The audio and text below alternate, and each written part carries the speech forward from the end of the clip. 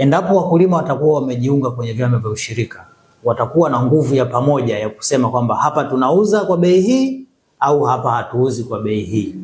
Kwa hiyo wanapokuwa pamoja, na maana wanakuwa na nguvu zaidi kuliko wanapokuwa mkulima mmoja mmoja. Kwa sasa hivi na maana wakulima wanachoshindwa kuwa na umoja au kupata bei nzuri ni kwa sababu wanarubuniwa. Kurubuniwa mkulima mmoja, unaweza kukuta kila mkulima anaweza kuwa na bei yake ambayo atakuwa amekubaliana na yule mfanyabiashara.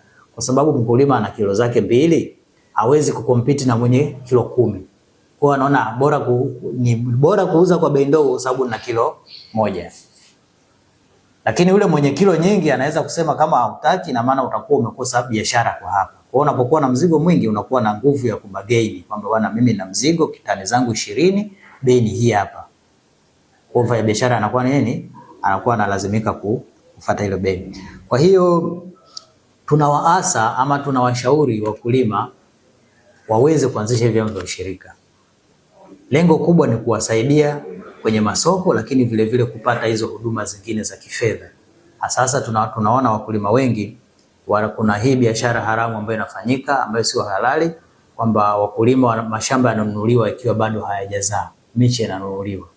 Kwa hiyo mkulima anapewa pesa kipindi akiwa na shida, miti yake inazuiliwa na mfanyabiashara, miti inakuwa, mazao yanatolewa, mfanyabiashara anavuna.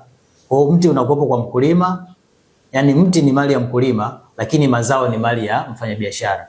Kwa hiyo atakachovuna mfanyabiashara, hata kama ni hela kubwa mara 3 mara 10 ya ile ambayo amemkopesha, yote bado inakuwa ni mali ya mfanyabiashara. Kwa hiyo hii ni dhuluma kubwa inafanyika kwa wakulima, na sisi tunawaomba ama tunawashauri wakulima waweze kuanzisha vyama vya ushirika na baadaye kuwa na vyama vya kukopa na kuweka, ili wawe na nguvu za kiuchumi za kuweza kukabiliana na wafanyabiashara waongo ambao wamekuwa wakiwalaghai. Halmashauri imefanya jitihada mbalimbali, kwanza ikiwa ni kwenda kuanzisha hichi chama cha ushirika.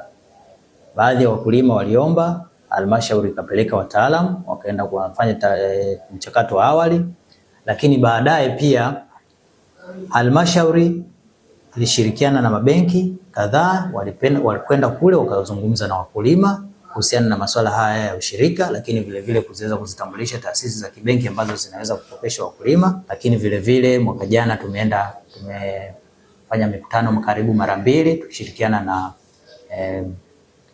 mrajisi msaidizi wa vyama vya ushirika kuweza hasa ni kuweza kuzungumzia masuala ya ushirika, kwa sababu katika mazao mengine yote yana vyama vya ushirika ambayo unafanya vizuri, isipokuwa kwenye sehemu hii moja tu ya viungo ambayo bado tunapata shida.